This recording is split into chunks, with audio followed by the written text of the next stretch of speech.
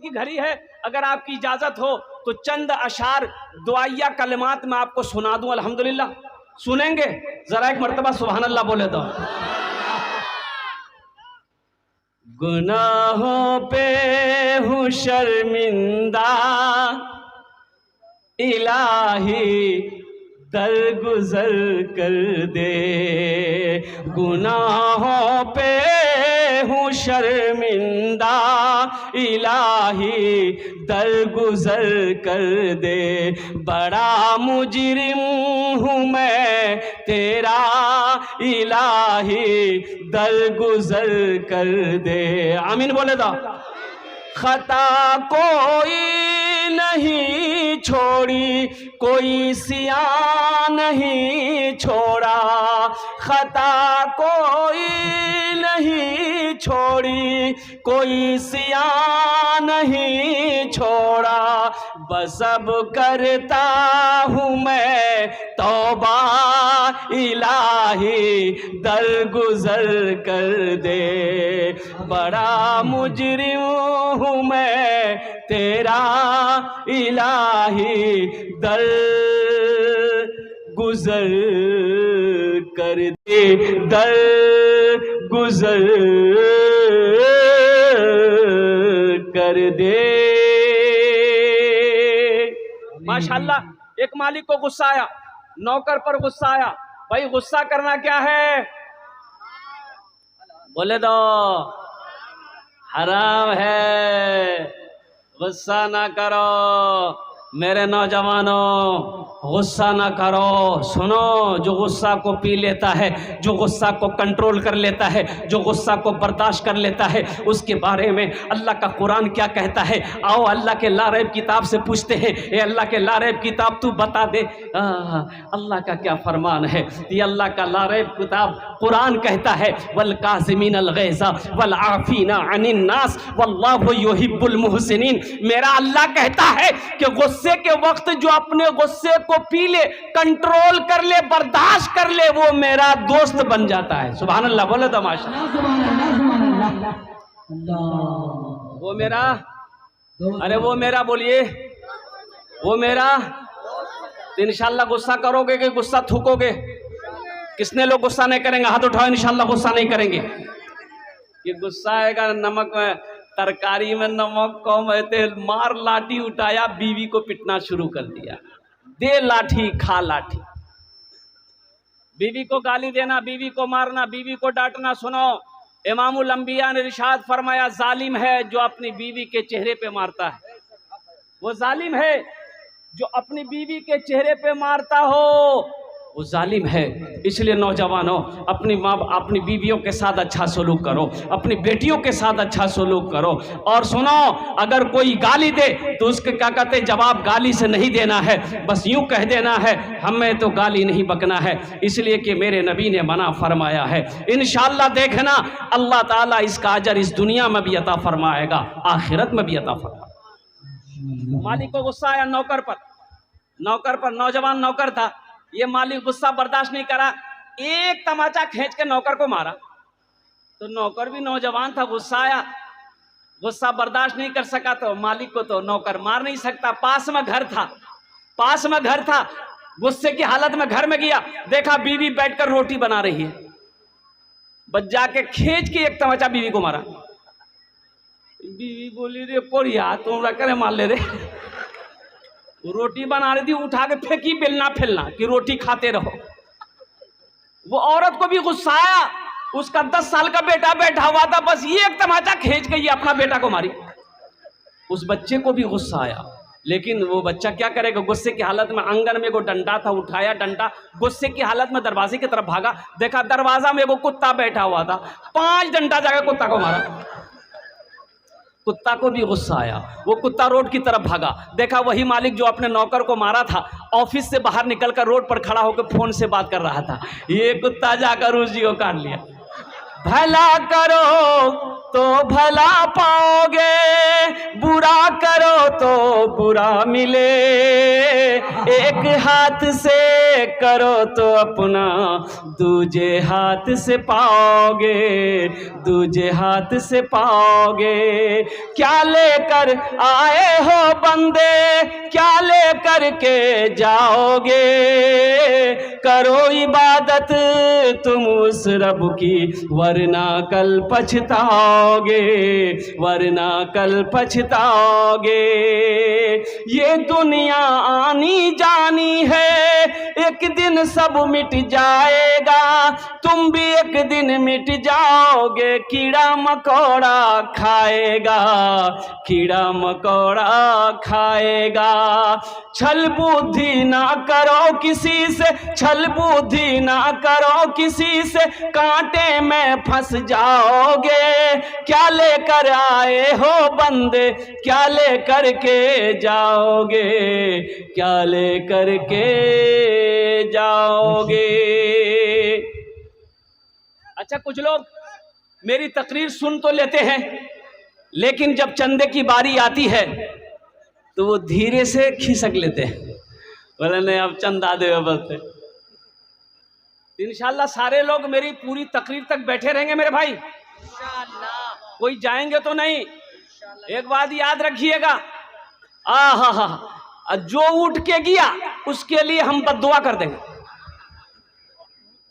क्या कर देंगे बोलिए? बद्दुआ क्या करेंगे? अल्लाह उसको पक्का सच्चा नमाजी बना दे। हम बद्दुआ कर देंगे, बद्दुआ कर देंगे। इसलिए एक बात याद रखना, ढेर चालाक आदमी कभी कभी गड्ढे में गिर जाता। चालाकी नहीं कि तकरीर सुन लिए और जब देने की बारी आई तो यहां से चले गए, ए बेटा ए बेटा ए बेटा बैठो, ए बाबू बैठ न रे, बैठ न रे।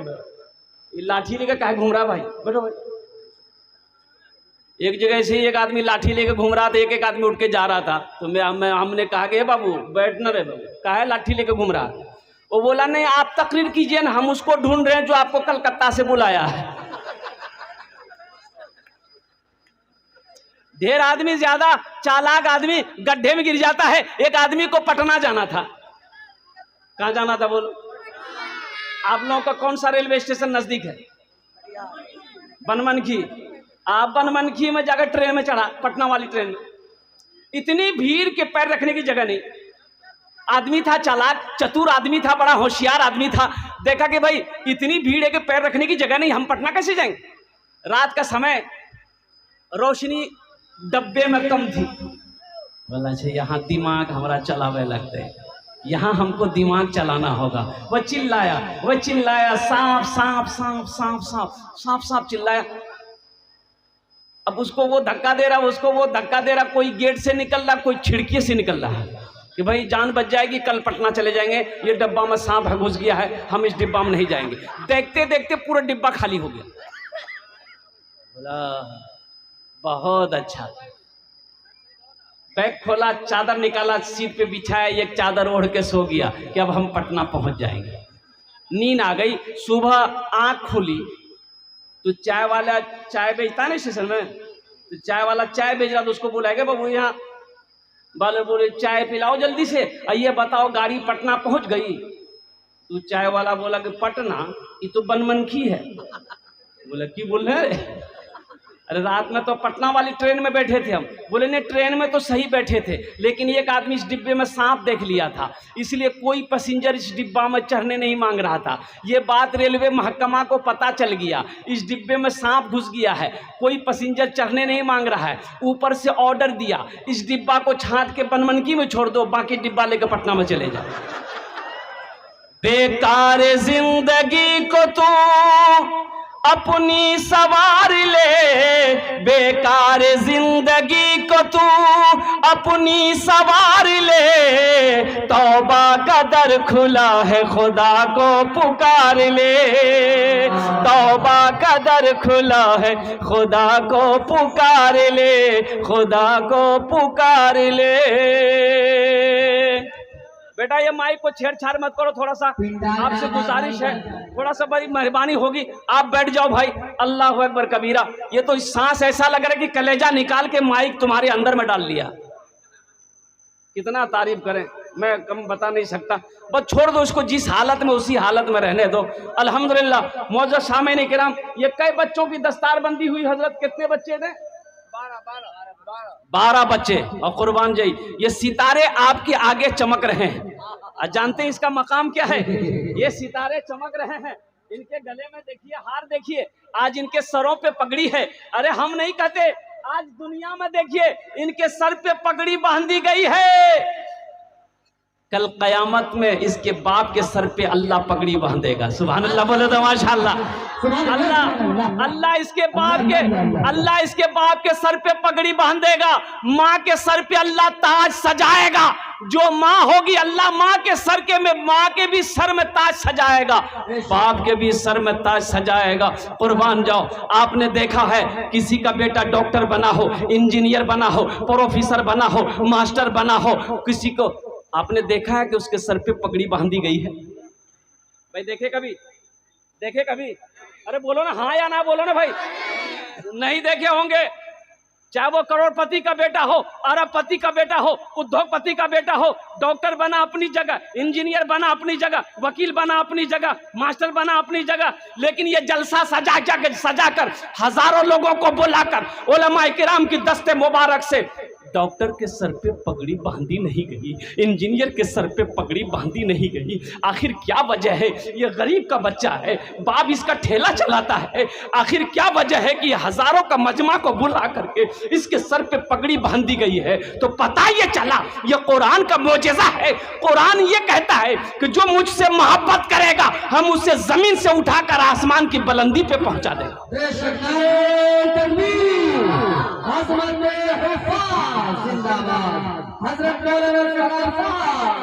सहरा में जंगलों में बयाबान में पढ़ो, सहरा में जंगलों में बयाबान में पढ़ो, मना मीनार गिर पड़े हैं तो मैदान में पढ़ो। ये बेखबर नजूमी तुम्हें क्या बताएंगे, कल होने वाला क्या है ये कुरान में पढ़ो। ये 12 बच्चे की दस्तार बंदी हुई है।